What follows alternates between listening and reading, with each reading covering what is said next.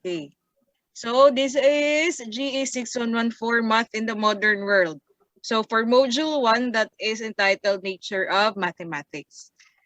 So this will be the grade equivalency sa atin. So our passing grade is 50. The lowest passing grade is 50. Yan. Kung may grade ka na 50, then be thankful kasi pasado pa yan. Okay, so we are in zero base. Yan. And then if you have a grade of below 50, if ever wala ka talagang records or sagot sa any modules na quizzes or exam, magkakaroon ka ng F. Pero if ever may mga hindi ka lang nasagutan, then you will be having a grade of incomplete, especially if hindi ka pa nakapag take ng final exam. And then W if ever nag-withdraw ka ng enrollment mo, and D if nag-drop ka sa subject. Yan. Okay, so we have the course requirements. Ito na nga yun, yung mga tinatanong nyo kanina. So you need to answer the quizzes. So every term, there are a total of 6 quizzes. Kasi dalawa sa prelim, dalawa sa midterm, dalawa sa finals. And then you need to answer major exams. Okay, every term, there are 3 major exams. Yun na nga, prelim, midterm, and finals. Okay, and then you need to attend VCs. Always attend your VCs conducted by your OLC. Again, this is not graded, but you are encouraged to attend the virtual classes. Yan, kasi naman, nadidiscuss dito yung mga lessons, and then it's unfair for the teachers naman na nagtatanong ka ng question na ganito, ganyan, tapos na-discuss na yan ni teacher during the VC. So yan, so you really need to attend the VC. Okay. So this is now our grading system. So for quiz 1, you'll get 25%. For quiz 2, you'll get 25%. And then your major exam, that is 50% of your period grade. Yan. So malaki ang component ni major exam. Okay. And then for the grading system, as in total sa course na to, sa prelim, that's 30%, midterm 30%, for finals, that's 40%. So mas malaki yung equivalent ni finals. Yan. Okay, and then code of conduct. So first, be sure to mute your microphone as soon as you sign on or sign in, and whenever you are not speaking, to avoid background noise and distractions for others. Yan, so you are very good kasi pag pasok yun naman, you are muted naman. And then number 2, close unneeded applications on your computer to keep the video optimally functioning. And then number 3, consider muting your video if you are eating, scratching, talking with someone else in the room, or anything else that might be distracting to others. But ngayon sa atin, naka-off naman yung lahat ng cameras natin. So that's okay. And then use a headset with an external microphone for best hearing and speaking capabilities. Okay. So if you want to speak, physically raise your hand if ever naka-on yung camera, or use the raise hand picture that is available at the bottom center of your screen. And then be sure that there is nothing visually distracting like cars or people going by in the background too. You can ask questions and make comments silently if desired using the chat feature, gaya ng ginagawa nyo. Okay, but for now, stop chatting muna and then focus on the screen. Then be mindful of your background lighting. If you are sitting in front of a window, you may be completely darkened by the light coming through the window. Your overhead light also might need to be turned off or dimmed as well. Okay? And then be aware you are on camera and try to avoid doing other tasks, checking emails, looking at your phone, etc. Okay, but again, for now, naka-off yung videos natin. Okay, and then be respectful and avoid using inappropriate language like foul words, curses, etc. Okay, or sending impolite messages in the chat box. So again, pa-mute. Okay. Okay, so here, we are now on the first topic of GE 6114. So we have the nature of mathematics. Okay. Ano? Okay, objective. So we have 3 objectives for today. First, recognize the patterns in nature and be able to identify and follow patterns in mathematics. Second, apply the rules in determining the terms of sequences. And then enumerate terms of Fibonacci sequence. Yan. Okay. So mathematics is all around us. So as we discover, mathematics is a science of pattern and order. So yun pala si mathematics. Mathematics is anywhere. Mathematics is everywhere. So its domain is not molecules or cells, but numbers, chance, form, algorithms, and change. So as a science of abstract objects, mathematics relies on logic rather than an observation as its standard of truth, yet employs observation, simulation, and even experimentation as means of discovering truth. So ito yung mga ginagawa natin sa math. So it is not made up of molecules or cells, but numbers, chance, especially in probability, we have the form, algorithms, and change. So math is beautiful and elegant. Yan. So you need to appreciate math from now on, or from the start pa lang dapat na ano na yan, that math is really beautiful and elegant. Consider the tidiness of proofs about concepts, how beautifully science uses math to explain the world. Okay, it's because math has its own language. So first we have patterns in math. First, we have prime numbers. If we say prime numbers, these are the numbers that has a factor of 1 and itself only. Like 3, 5, kasi 1 and 5 lang talagang factors yan. 7, so prime number yan. 11, 9 is not a prime number since may factors in 9 na 3 times 3 at saka 1 times 9. So hindi siya prime number. 11, prime number yan. 13, prime number. Yan. So there is something about prime numbers and the nature of math that is endlessly interesting. So let's look at some discoveries to see why. And here we have Goldbach conjecture. So Goldbach was a mathematician who claimed that every even number could be demonstrated to be a sum of 2 prime numbers. So if we say even numbers, these are the numbers that can be divided by 2. So we have 2, 4, 6, 8, and so on. Yan. So according to Goldbach, ito dong mga even numbers, they can be represented by a sum of 2 prime numbers. Okay, example. So itong si 2, this is an even number. So pwede daw siyang ma-represent ng dalawang prime number. So 1 is a prime number, so 1 plus 1, that's 2. Itong si 4, 2 is a prime number. Okay, so actually si 1 is considered to be universal. Pwede siyang prime number, pwede din siyang composite number. Okay, so for example, 4, so prime number itong si 2, so 2 plus 2. Another even number, we have 6. This can be represented by the sum of 2 prime numbers, so 3 and 3. And then 8, 8 is an even number that can be represented by a sum of 2 prime numbers, so that's 5 and 3. So for 10 naman, 5 plus 5. So this is a basic example of a pattern that we can have or we can see with the numbers or mga relationship. So kumbaga itong mga even numbers 2, 4, 6, 8, 10, 12, 14, 16, and so on, they can be represented by a sum of 2 prime numbers. Okay, so now let's go to the patterns we see in nature. Yan, so mga paligid natin. Okay, so symmetry. We have the first symmetry. So from the Greek word sun, meaning with, and metron, meaning measure. So this has been later adopted by the Latin word symmetria, meaning proportion between parts.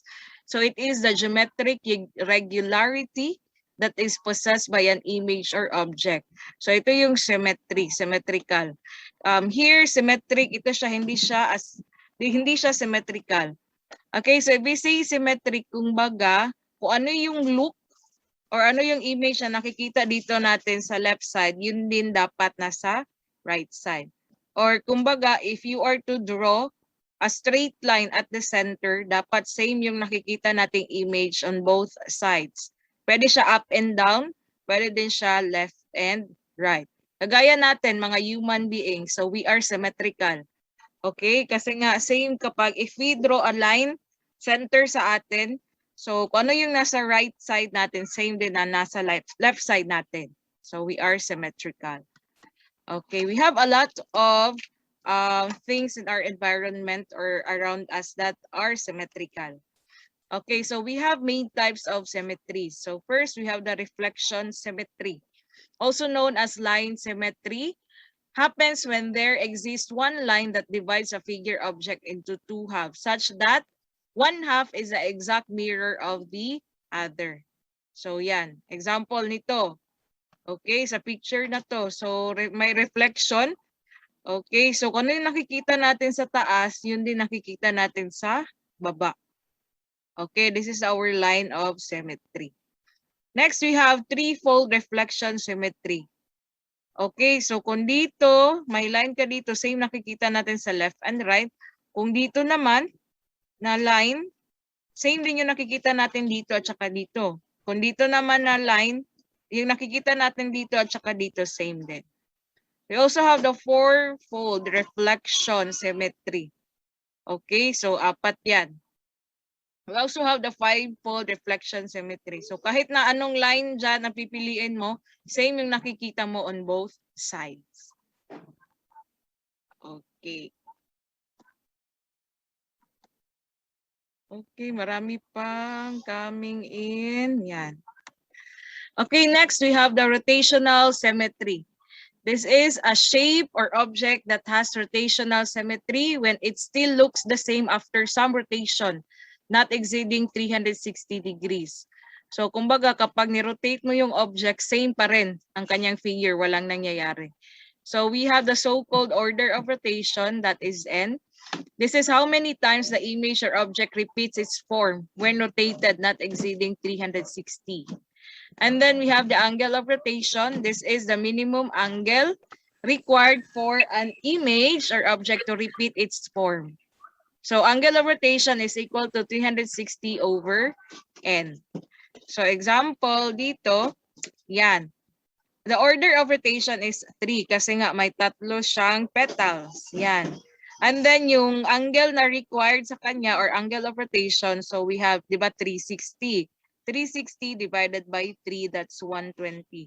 So you need to rotate this one by 120 degrees para same pa rin. So kapag at ito, nandito na siya, same pa rin yung itsura niya. Okay, kasi nga may rotational symmetry siya. Same with this one here. So ito, this is made up of 8.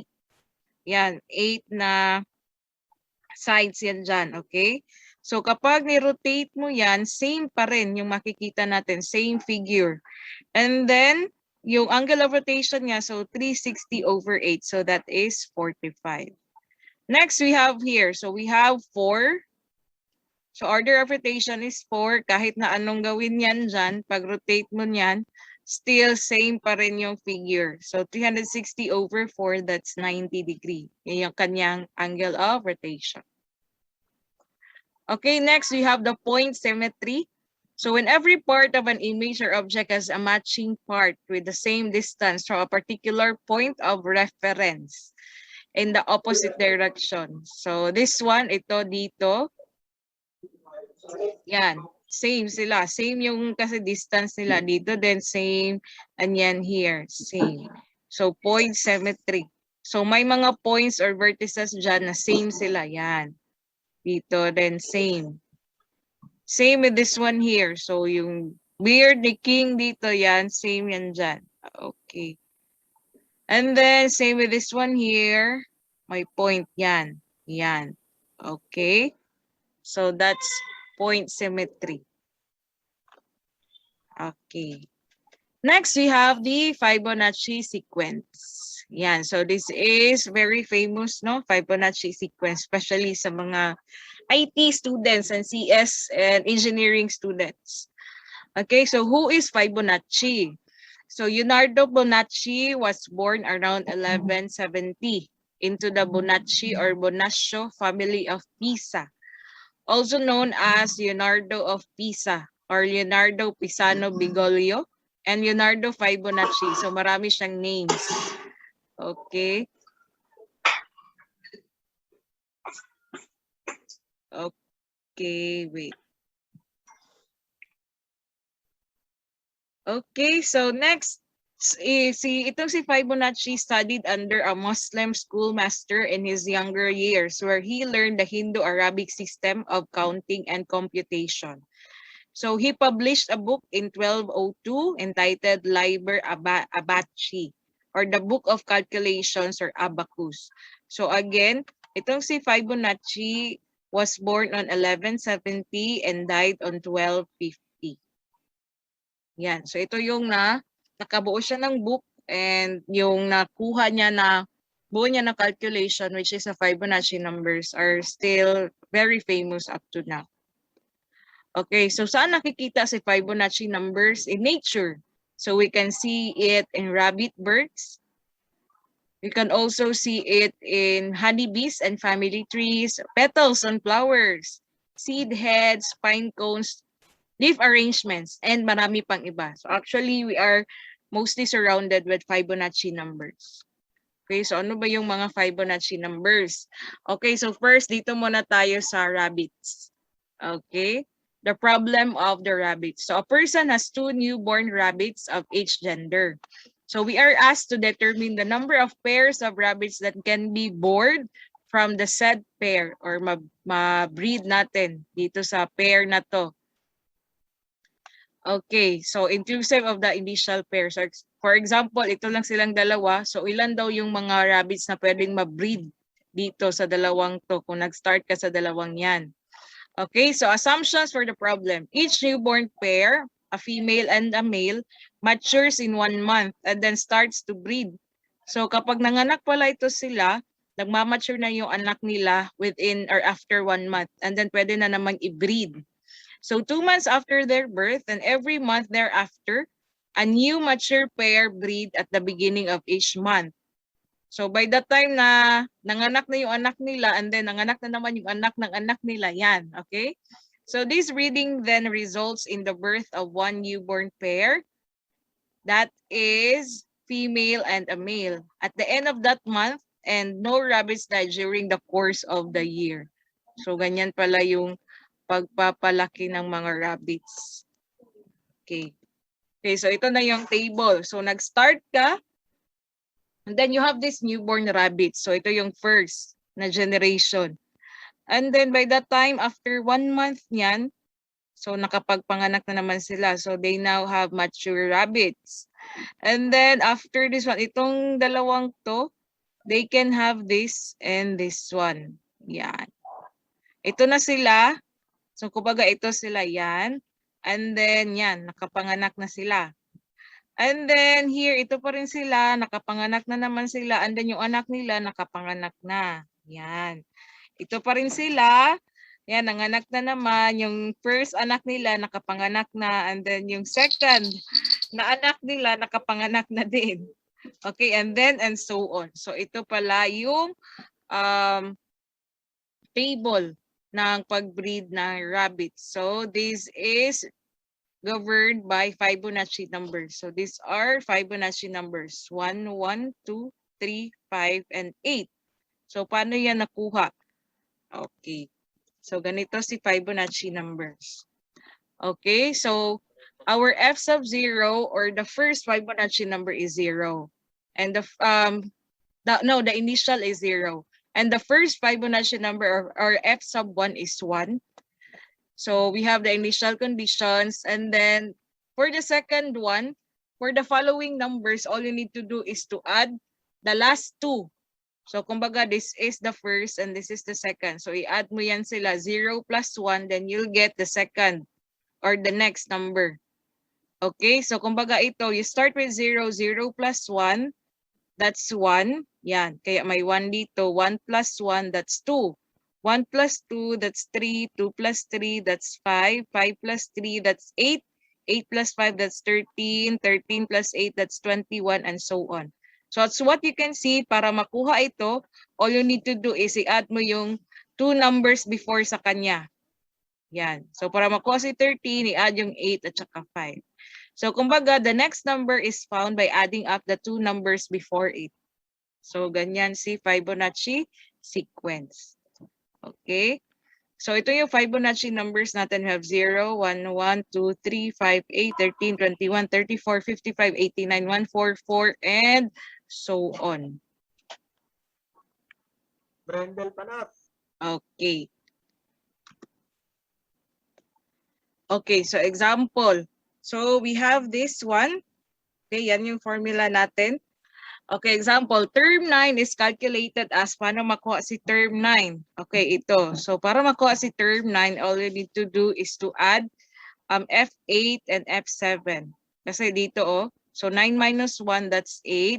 9 minus 2, that's 7. Okay. So we have 13 and 21. So 21 plus 13, that's 34. So kumbaga, F sub 9 is 34.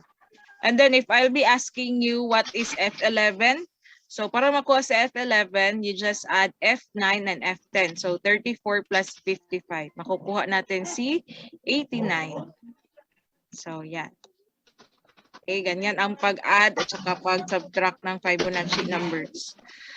Okay, so ito na yung sa rabbits kanina. So what you can see, they are Fibonacci numbers. So 1 plus 1, 2, 1 plus 2, 3, 2 plus 3, 5, 3 plus 5, 8, 8 plus 13, 21. So they are governed by Fibonacci numbers. Okay. Next, we have the Fibonacci sequence in the real world. So ito yung mga makikita natin na may Fibonacci numbers. Number of petals. So first, ito isa lang. Here we have 2 petals yan sila. And then we also have flowers na may 3 petals. Flower din na may 5 petals, may 8, may 13, may 21, and then 34. So 13 plus 21, that's 34. So these are some of the flowers governed by Fibonacci numbers. Yan. And then we also have the golden ratio. So golden ratio, this is really important, especially sa mga Chinese.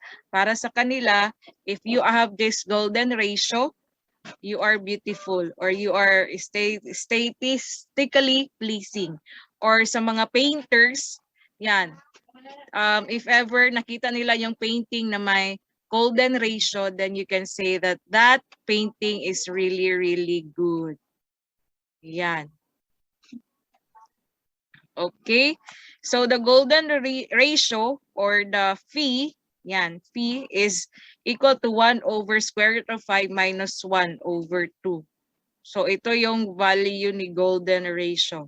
So si Leonardo da Vinci is very famous for using this golden ratio sa kanyang mga nagawa. Okay, yung mga gawa niya may golden ratio. Okay, it shows also in the ancient architecture na Parthenon. Itong si Parthenon is in Greece na kumbaga yun mga nila kung nakikita nyo sa mga movies, yun bang kumbaga may mga pillars. Yan. So Parthenon. So may yun, may golden ratio.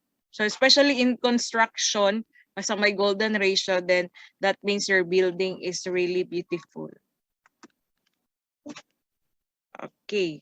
So ito yon, the golden spiral. Okay, when we make squares with those widths, we get a nice spiral. So this is still governed by Fibonacci numbers. So 1 plus 1, you have 2. 2 by 2 na itong square na to. So 1 plus 2, that's 3. So this is now 3 by 3 square. 2 plus 3, that's 5. So this is now 5 by 5 na square. 3 plus 5, this is now 8. So 8 by 8 na square. 8 plus 5, 13, and so on. And then you can now draw sa mga diagonals nila yan. Or you can have this curve from end to end. Then you can have this perfect na spiral. So yan. Yan pala siya. Okay, nakikita yan sa mga snails. Okay, do you see how the squares fit neatly together? Yan. Okay, for example, 5 and 8 make 13. So 13 by 13 na square. 8 and 13 make 21. So 21 by 21 ito na square, and so on. Okay, so here, ito, mga spiral na nakikita natin. Meron siya sa sunflower seeds, dito na plant. Here, this one, perfect na spiral governed by Fibonacci numbers. Yan. Okay, as well as our faces. Yan, dito sa ears, dito, here, yan, and here. So marami kang makikitang perfect spiral. As well as dito sa ating kamay. So we are made up or governed by these Fibonacci numbers and golden ratio. Okay, so again, this is the golden ratio. So in decimal, it is approximately 1.618034. Ito yan si golden ratio. So in fact, the bigger pair of Fibonacci numbers, the closer the approximation. So for example, if we have this one, itong si golden ratio. So golden ratio in connection with Fibonacci numbers, ganito lang yan siya. F sub n sub 1 over F sub n. So kumbaga, advance ng isa all over the present. So ito si F sub n, number 2. And then si F of n sub 1 is 3. So ito yung next sa kanya. So we have 2 over 3, that is, we have 3 over 2, that is 1.5. 5 divided by 3, that is 1.6666 yan. And then 8 over 5, that is 1.6, and so on. 233 over 144, that is 1.618055. 377 over 230, that is 1.618025. So kumbaga, the approximation of this golden ratio is this one, 1.618034. So kahit na anong Fibonacci numbers, dalawang magkasunod na Fibonacci numbers ang i-divide mo, then you really get this ratio, golden ratio. Okay. Okay, so yan. If ever daw yung faces natin may golden ratio, then that means perfect yung proportion ng ating faces. Yung direct, yung spacing or placement ng ating bibig patungo sa ilong. Yan. As well as the width of our face and the length. Yan. Okay, like this. Same with here. Okay, may golden ratio ito. Itong sa kamay natin. Okay? May golden ratio yan. So, i-measure mo ito divided by dito. Okay. And then, same with this one here. Hindi naman siya natin ma-measure kasi hindi natin siya makikita. But we can have this. Ito yung pinaka-simple. Okay, the golden ratio can also be derived from the ratios of most of our body parts. Yan. Oh, marami pa rin nag-i-enter. Okay. So, the golden ratio and the Fibonacci sequence. So, ito na siya. And even more surprising is that we can calculate any Fibonacci number using the golden ratio. So, kanina, we have computed the golden ratio using the Fibonacci numbers. Ngayon naman, we can use pala the golden ratio to calculate the Fibonacci numbers using this formula. Okay, phi raised to the power of n minus quantity of 1 minus p raised to the power of n all over square root of 5. So the answer comes out as a whole number, exactly equal to the addition of the previous two terms. So example nito. Okay, for example, you're asked to calculate f sub 6 or the 6th Fibonacci number using the golden ratio. So this is the approximation raised to the power of n minus quantity of 1 minus the golden ratio raised to the power of n all over square root of 5, then you'll get 8.00000033. So this is equivalent to 8. So that means that F6 is really 8. So yan. So interchangeably, they can be used. Okay, so kanina, again, sa pagkuha ng ating Fibonacci numbers, pagkuha ng golden ratio, ginamit natin si Fibonacci numbers. And then ngayon naman, for us to find the Fibonacci numbers, you can also use the golden ratio. So that's amazing, no? Okay, so another example, F12. Okay, so that is 144. Okay, so that's all for today.